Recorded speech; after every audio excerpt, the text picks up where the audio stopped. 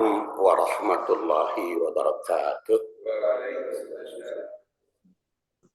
Alhamdulillah wassalatu wassalam ala Rasulillah wa ala alihi wa sahbihi wa mawalah.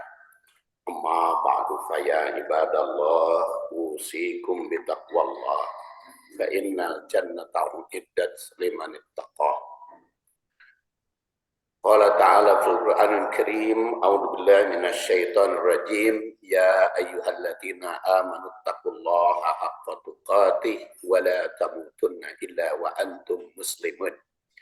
Jamaah rahimakumullah, insyaallah kajian fikih keluarga berdasar tadabbur surat At-Tin akan kita tuntaskan hari ini, tentu mulai bulan depan kalau masih ada program pengajian kita akan ke materi kajian tadabbur ayat yang lainnya.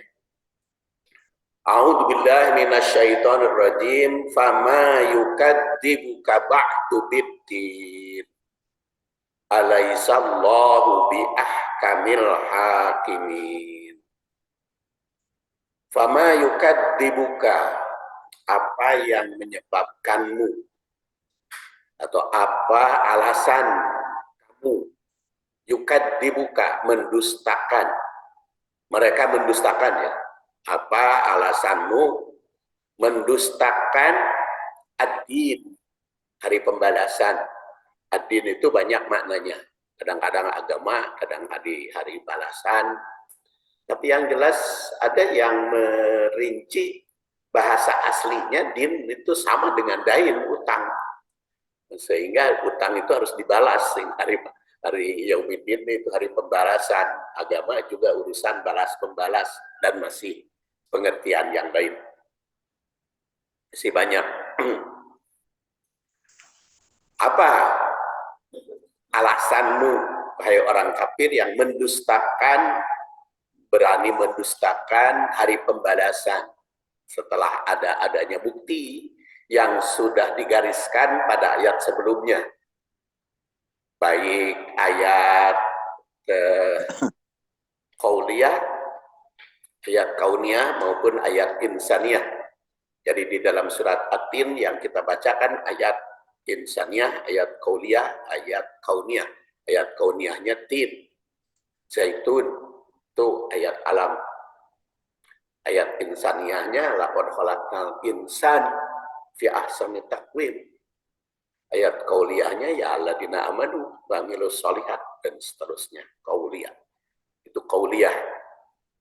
Bukankah Allah ahkamul hakimin, hakim yang paling adil, hakim yang paling bijaksana, adil dan bijaksana, ahkamul hakimin. Kita lihat sekarang historis ayat ini. Secara historis seperti dijelaskan terdahulu, bahwa umat itu ada yang terkena pikun. Nah, jadi secara historis, laqad khalaqnal insana fi ahsani taqwim summa radadnahu asfala safilin. Secara historis, asfala safilin itu kan pikun. Di usia tuanya menderita. Jadi itu makna dari asfala safilin secara historis. Walaupun banyak kemaknanya seperti pernah kita bahas pada waktu yang lalu.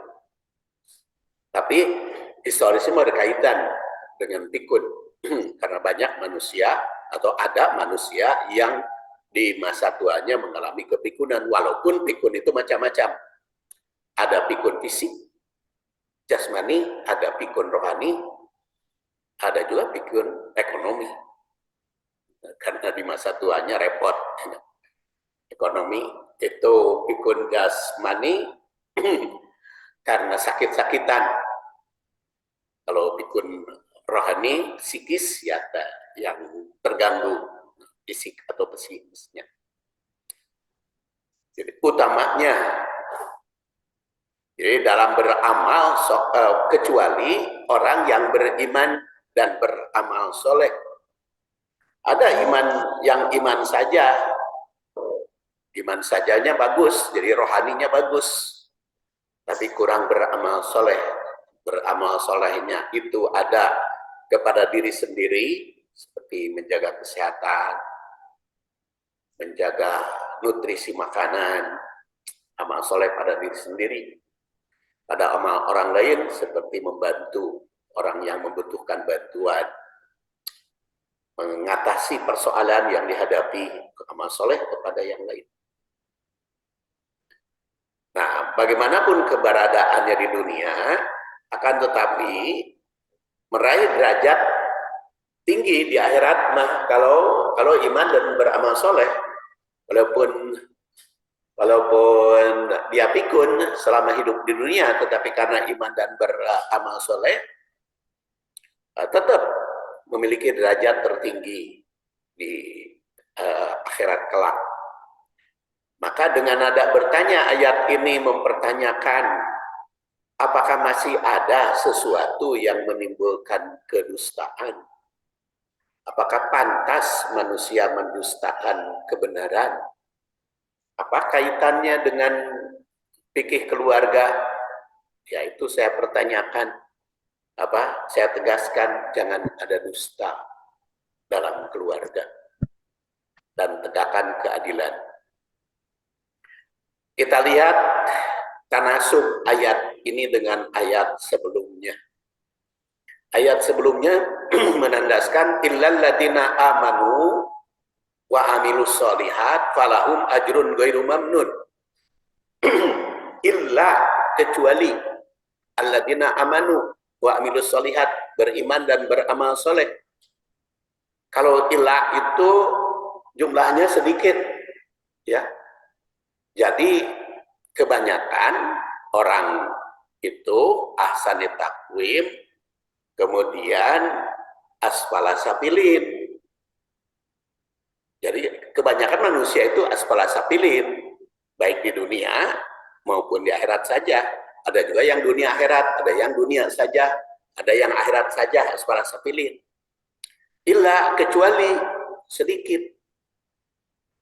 Seperti di Masjid Miftahul Jannah yang hadir ketika sholat subuh banyak, tetapi yang ikut ngaji sedikit. Jadi memang kecuali ya yang sedikit itu, dan itu hampir semua, hampir semua masjid yang mengadakan pengajian, tidak semua orang yang sholat berjamaah itu ikut ngaji sampai waktu duha. Yang ikut ngaji itu sedikit. Jadi orang sedikit itu bagus kalau dari sudut ini. Jadi sekarang kan jumlahnya semua jamaah Masjid Miftahul Jannah itu sholat berjamaah subuh dan ikut berzikir, tapi tidak ikut pengajian sampai waktu duha, kecuali yang hadir ini yang sedikit. Jadi tidak aneh kalau yang sedikit itu dikecualikan. Wal asri innal insana lafi khusrin, ya, kebanyakan khusrin manusia itu illal ladina amanu sholihat, amanu wa amilus sholihat, dikecuali yang sedikit. Makanya kalau ada yang berdoa Allahumma ja'alna minal qalil, jadikan ya Allah aku dari orang yang sedikit. Kemudian usia juga kan di dalam hadis yang pernah kami kaji atau belum, ya, ada hadis kan yang mengatakan umur umatku baina sintin wasabin, umur umatku itu antara 60 sampai 70. Illa, kecuali ada yang lewat sedikit. Akolahum, gitu, yang sedikit, yang lebih dari 70 itu sedikit, kata Rasulullah SAW. Kebanyakan yang banyak mah eta antara 60 sampai 70. Yang meninggal sebelum 60 juga lebih sedikit. Kemudian yang masih hidup lebih dari 70 juga jumlahnya sedikit. Jadi dikecualikan, jadi kebanyakan antara 60 sampai 70. Jadi yang usia 60 hati-hati. Itu perhatian. Kalau yang sudah 70 seperti saya, yang sedikit. Jadi itu dapat anugerah ya. Anugerah. Jadi ayat sebelumnya diawali sumpah watin wa zaitun wa turi sinin wa hadal baladil amin. Laqad khalaqnal insana fi ahsani taqwim summa aradna wasfahil safilin. Aswal safilin itu banyak. Illal ladzina amanu wa amilus sholihat, kecuali yang iman dan beramal soleh yang jumlahnya sedikit. Jadi ayat sebelumnya diawali dengan banyak rangkaian ya, baik berkaitan dengan ekonomi, rekreasi maupun keyakinan serta kebutuhan pergaulan sesama amal soleh. Ayat berikutnya dengan nada bertanya, apakah pantas ada yang didustakan? Apakah masih kena ngabohong? Bukankah telah dijelaskan keterangannya, yaitu biasa takwim ilalina maka sumarodatna wa asfala safilin dan ilaladina aman. Tanasub yang kedua, manusia hidup ada yang tetap baik biasa ditakwim, ada pula yang berubah menjadi buruk di asfala safilin. Ayat berikutnya dengan nada bertanya tentang dusta yang mengandung larangan untuk melakukannya. Jadi kalau nada bertanya pamayukat dibuka ba'du bidin, ini mengandung larangan khobariyah, pertanyaan insan istifhamnya itu linnahyi, pamayukat dibuka ba'du bidin. Larangan ini sebagai kelanjutan perintah agar setiap manusia menghindari kedustaan, karena amanu wa amilus sholihat itu kan jauh dari dusta. Ilaladina amanu, kecuali yang beriman. Beriman itu qaul bil lisan, ucapan secara lisan, i'tiqad bil jinan, yakin dalam hati, wal amalu bil arkan, mengamalkan anggota badan. Nah, itu kan sebagai bukti kebenaran yang terhindar dari kedustaan. Nah, ini larangan ini sebagai kelanjutan perintah. Iman jangan juga bohong. Harus dibuktikan dengan keyakinan dan perbuatan. Harus menghindari kedustaan, jadi sebagai kelanjutan. 3. Di ayat sebelumnya dipahami bahwa iman dan amal soleh itu, ilaladina amanu wa amilus sholihat itu, merupakan salah satu langkah menyelamatkan diri dari asfala safilin. Jadi dengan iman dan amal soleh kita akan terhindar dari asfala safilin secara total. Seperti tadi saya katakan. Karena manusia itu diciptakan ahsani takwim. Nah, dari ahsani takwim itu ada terkena kepikunan ruhani, ada terkena kepikunan ekonomi, ada yang terkena kepikunan jasmani. Nah, ayat berikutnya mempertanyakan tentang kedustaan.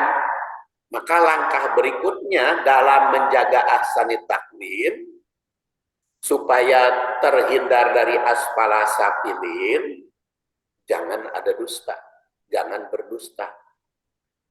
Yang sekaligus juga menginformasikan bahwa banyak dusta itu bisa menimbulkan asfala safilin. Jadi banyak bohong itu bisa menimbulkan kepikunan. Secara tidak langsung diinformasikan seperti itu. Jadi kalau banyak kebohongan, sering menimbulkan banyak kebohongan menimbulkan kepikunan. Sekaligus juga di sini dikatakan alaihissallahu biahkamil hakimin, tegakkan keadilan. Itu dusta itu bisa menimbulkan tidak adil, perbuatan dusta itu. Dan juga orang yang mengharapkan tidak adil, dia berdusta. Makanya yang sedang diramaikan sekarang sidang kan itu akibat kedustaan itu kan, sampai di apa istilahnya tersangkanya begitu banyak. Itu kan ada yang dusta, mungkin 1 atau 2 orang yang bohong nama pasti, sehingga skenarionya demikian panjang. Jadi dari kedustaan itu bisa menimbulkan ketidakadilan, atau dia mengharapkan supaya tidak adil, supaya bebas gitu. Hanya kalau ingin menegakkan keadilan, jangan ada dusta juga. Jadi judul ayat ini, pamayukat dibuka ba'du bidin alaihissalam biahkamil hakimin, larangan berdusta dan perintah menegakkan keadilan. Itu satu. Yang kedua, penyebab asfala safilin bisa menimbulkan karena kedustaan, penyebab asfala safilin atau ketidakadilan bisa menimbulkan hal itu. 4. Pertanyaan tentang dusta seperti pamayukat dibuka batu bidin setelah iman dan amal soleh mengisyaratkan bahwa semua itu harus dibuktikan dengan kebenaran dan menegakkan keadilan. Keimanan dan amal soleh yang dikecualikan dari asfala safilin itu mesti dibuktikan dengan menjauhkan diri dari dusta dan yakin akan keadilan. Yang sedikit itu, yang amanu wa amilus solihat, yang falahum ajrun ghairu mamnun, yang bebas dari dusta dan menegakkan keadilan juga masih jumlahnya sedikit. 5. Manusia sejak diciptakan hidup di dunia ini serta di akhir usia nampak ada perubahan. Ya, sejak diciptakan oleh Allah, kemudian dikasih usia, diciptakan dari Allah sebelum alam rahim, kemudian masuk ke alam rahim, berada di alam rahim, setelah itu dilahirkan ke dunia, menjadi remaja, menjadi dewasa, 40 tahun, mapan, baik jasmani, rohani maupun ekonomi, sehingga bersyukur kepada Allah, an ashkura, berdoanya juga kepada Allah agar aku ashkur, yang bersyukur baik kepada Allah maupun kepada orang tua. Karena anishkurli wali walidaik, bersyukur kepada Allah dan kepada orang tua. Dan itu ada pula yang kembali ke asal, sehingga Rasulullah SAW juga berdoa, a'udzubika min ardalil umri, ya Allah, aku bermohon kepada Engkau berlindung dari ardalil umri, penyakit tua, penyakit kepikunan. Dan Rasul itu dikabul ya. Beliau sampai akhir hayat tidak mengalami kepikunan, baik jasmani, rohani maupun ekonomi.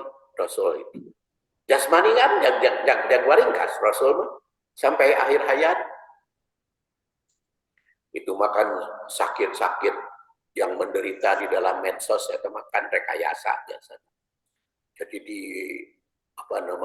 didramatisir gitu, didramatisir penyakit dalam medsos itu sering diriwayatkan, tapi yang jelas sampai wafat Rasul itu tidak mengalami kepikunan.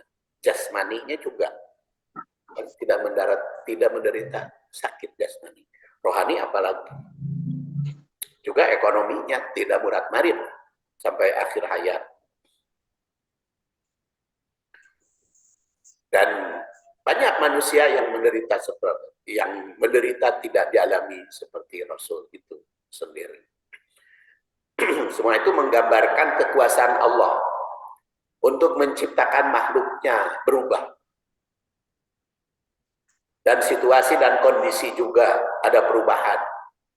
Dan kita ingat juga di dalam surat Al-Anfal, Allah Subhanahu wa Ta'ala itu menciptakan manusia pada dasarnya dalam keadaan nikmat. Biasanya tapi pada dasarnya dalam keadaan nikmat. Dan dalam keadaan nikmat itu tidak akan diubah oleh Allah kecuali yang mengubahnya sendiri. Dikaitkan dengan surat Ar-Ra'd. Kalau di Al-Anfal mah perubahannya itu perubahan dari nikmat kepada nikmat. Tapi kalau di surat Ar-Ra'd itu umum. Innallaha la yughayyiru ma biqaumin hatta yughayyiru ma bi anfusihim. Tapi kalau ayat itu digabung, berarti pada dasarnya Allah menciptakan manusia itu dalam keadaan nikmat, dalam keadaan baik. Dan itu semua tidak akan diubah oleh Allah, akan selalu menyediakan fasilitas bagi manusia itu nikmat terus gitu sampai akhir ayat. Tidak akan diubah kecuali kalau manusia yang mengubahnya. Jadi diancamkan oleh Allah manusia itu jadi ahli surga semuanya juga, supaya mendapat nikmat baik di dunia maupun di akhirat kelak. Diciptakan dalam keadaan ahli surga. Makanya kata Rasul bila man aba kecuali nur tidak mau saja. Jadi kebanyakan manusia digiring ke surga, kecuali sedikit yang tidak mau. Tapi justru yang melanggar aturan lebih banyak daripada yang tidak melanggar aturan. Jadi yang masuk surganya kalau begitu jadi sedikit. Karena illal ladzina amanu wa amilus sholihat itu illah. Di jumlahnya ahli surga sedikit kalau begitu mah. Walaupun Allah menyediakannya ahli surga. Maka ayat berikutnya dengan nada bertanya, apakah masih ada alasan untuk mendustakan?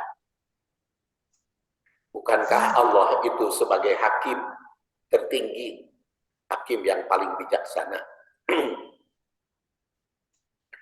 Itu adalah tanasub. Sekarang kita lihat tahlil tafsir. Fama yukadzibuka ba'du biddin, istilah fa yang berarti maka pada pama itu merupakan sambungan dari ayat sebelumnya. Jadi illal ladzina amanu wa amilus sholihat falahum ajrun ghairu mamnun, maka di sini ada fa. Bukan sambungan dari ayat sebelumnya. Oleh karena itu, fama yukadzibuka sebagai pertanyaan yang berkaitan dengan penjelasan sebelumnya. Maka mengandung arti, apakah dengan penjelasan sebelumnya masih ada yang menyebabkan dusta?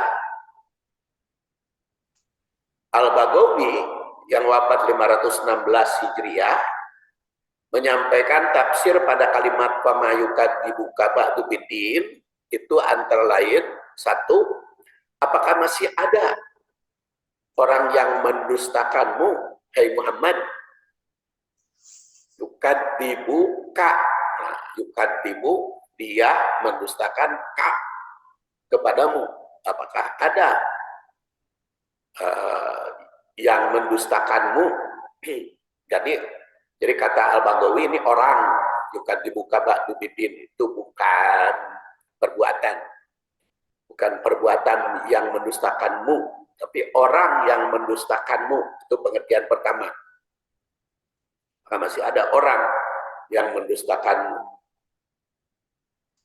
Mana yang kedua, masih kata Al-Baghawi, sesuatu apa yang membuat berani mendustakanmu? Kalau ini perbuatannya. Kalau tadi orang, apakah ada manusia yang mendustakanmu. Kemudian yang kedua pada pertanyaannya, sesuatu yang membuat berani kamu berdusta.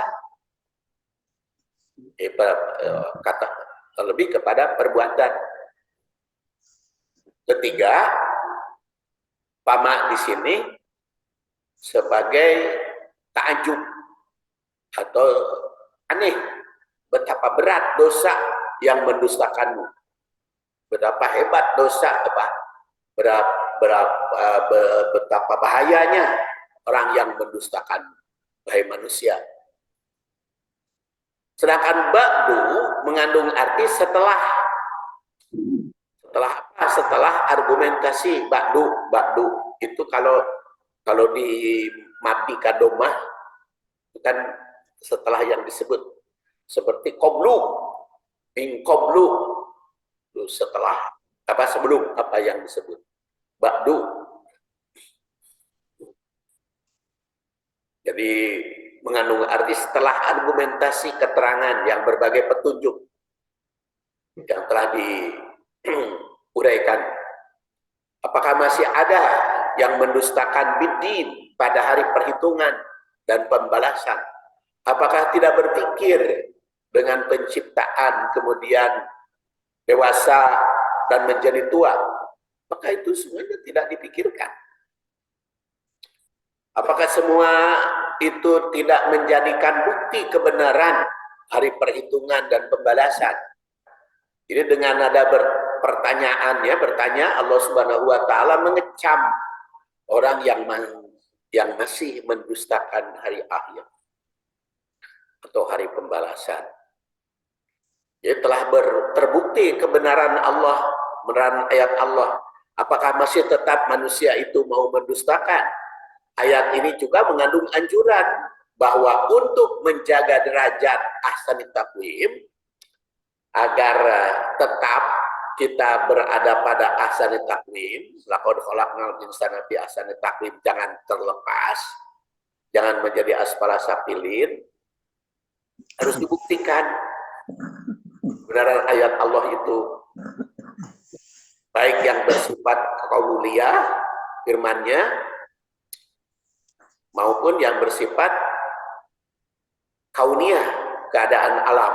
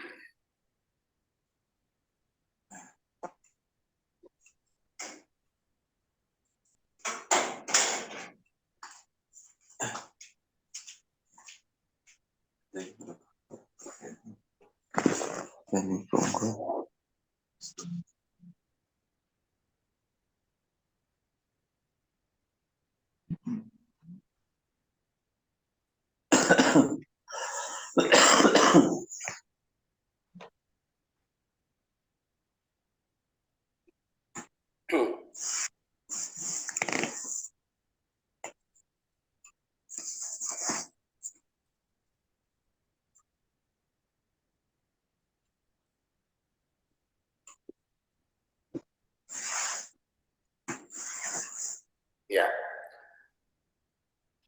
Ayat ini juga mengisyaratkan bahwa dalam menjaga ahsanit taqwim bukan hanya baik diri sendiri, tapi juga harus mampu memperbaiki orang. Karena illalladzina amanu amilus sholihat tadi. Bukan hanya membenarkan apa yang diajarkan Islam, tapi juga mengajak orang untuk menjadi benar. Jangan membiarkan orang mendustakan. Jadi pamayukat dibuka ba'du bidin itu kan kritik terhadap orang yang mendustakan. Artinya mengundang kepada kita agar melarang kedustaan. Sayyid Qutb yang wafat 1386 Hijriah menafsirkan ayat ini dengan pertanyaan, apa yang menyebabkanmu mendustakan dengan telah terbukti kebenaran? Setelah diketahui kadar keimanan manusia serta kehidupannya, Bagaimana pula perbedaan antara yang beriman dan yang tidak beriman, antara yang mengambil petunjuk dan yang mendustakan. Apakah masih ada alasan untuk tidak berpegang teguh pada aturan Allah yang kokoh dan yang kuat itu? Apakah masih ada alasan untuk mendustakan ad-din? Dicantumkannya pertanyaan semacam ini dalam rangkaian ayat penciptaan manusia yang awalnya ahsanit takwim, kemudian ada yang menjadi asfala safilin, tentu saja memberi isyarat bahwa dusta ada pengaruhnya terhadap gangguan fisik dan psikis. Dusta itu bukan hanya pengaruh kepada pergaulan, tapi kepada fisik dan psikis, jasmani maupun rohani. Jadi pada dasarnya setiap bohong itu berdampak negatif dan resiko sesuai dengan tingkat kebohongannya itu. Jadi bohong satu kali saja itu bikin tidak tentram hati, bikin tidak tenang. Jadi ditinjau dari sudut pendidikan keluarga mah sangat perlu gitu, urusan kebohongan itu harus dihindari.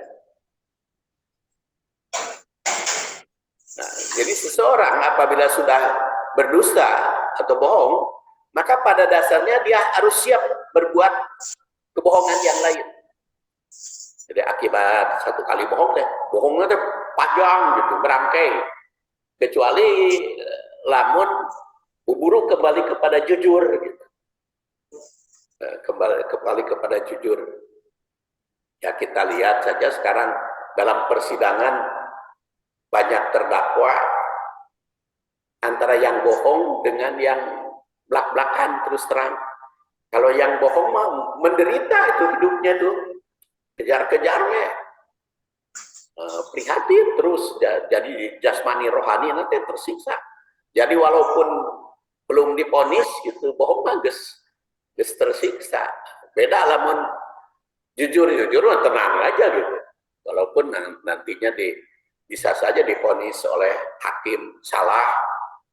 Nah, tapi karena sekarang dalam tindakannya itu tidak berdusta, jadi dari jujur itu akan tenang. Jujur. Jadi seorang apabila sudah berdusta atau berbohong tuh, maka pada dasarnya dia harus siap berbohong untuk berikutnya. Kebohongan itu memang biasanya bersambung. Bahkan sampai seorang itu menjadi pembohong akhirnya mah. Jadi bohong sekali teh. Menjadi pembohong karena tidak berhenti untuk berbohong. Dan ini jelas terungkap dalam hadis yang diriwayatkan oleh Al-Bukhari wafat 256 Hijriah. Wa innal kadhiba yahdi ilal fujur. Dusta itu menjurus kepada kejahatan. Jadi dusta itu membawa kepada kejahatan. Wa innal fujur, dan kejahatan itu yahdi ilan nar, menyeret ke neraka. Wa innar rajula, dan seseorang layak bohong, kalau dia sudah bohong hatta yuktaba indallah kadzaban, sehingga akhirnya karena sudah berbohong itu tertulis sebagai pendusta. Kalau dari satu kali bohong itu akan tercatat sebagai pendusta berikutnya. Kecuali segera tobat we, pokoknya mah kudu berhenti we bohong. Aduh maaf, saya teh kemarin teh bohong, nah, baru bebas itu. Kalau tidak menyatakan, oh iya saya teh bohong, selama belum menyatakan itu, engger we kudu bohong. Makanya kalau kita sudah berbohong, jujur aja, duh maaf, saya teh kemarin teh bohong, saya mau tobat. Nah, baru berhenti itu bohongnya. Jadi kalau tidak bertobat, terus saja. Jadi berdasar hadis ini betapa bahaya berbohong, karena akan menjadi penyakit yang kronis dan sulit itu disembuhkan. Karena sulit disembuhkan, maka menjadi penderita penyakit kebohongan. Bikin menderita dari bohong itu. Penderitaan sepanjang masa. Penyakit tersebut tidak bisa disembuhkan oleh pihak lain. Berobat kemanapun, ya teh kumaha abdi teh berbohong hayang cager. Berobat kemanapun, dokter juga nggak bisa menyembuhkan. Nah, siapa tuh menyembuhkan? Ya diri sendiri aja. Baik psikolog, ahli kesehatan fisik, jasmani maupun rohani itu bisa menyembuhkan dari kebohongan. Kecuali ya dia sendiri aja yang menyembuhkannya. Nah, jadi menyembuhkannya dengan jujur tadi dan berbohong. Tidak berbohong, ya. Jadi berhenti dari bohong itu. Jadi dengan demikian menyelesaikan kebohongan itu dengan mengaku dan menutupinya dengan taubat atau minta maaf kalau hal yang bersangkutan itu dengan manusia. Tidak sedikit orang yang kurang memperhatikan hal ini. Bahkan ada yang beranggapan kalau bohong sedikit itu tidak apa-apa atau tidak dosa. Tidak aneh penyakit tersebut melanda kadang-kadang penceramah juga supaya hadirinnya ketawa, bikin cerita dusta, cerita bohong, supaya kan jadi ketawa.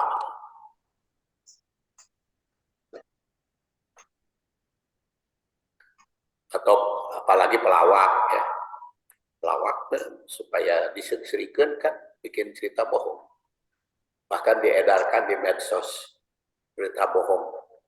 Dulu pernah waktu kurban itu saya sorotikan, katanya Gubernur Jawa Barat sudah mengeluarkan SK tidak boleh berkurban dengan domba kuningan.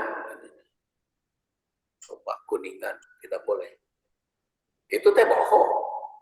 Mana ada dong gubernur ngeluarkan SK tidak boleh kurban dengan domba kuningan. Nama yang diserikan.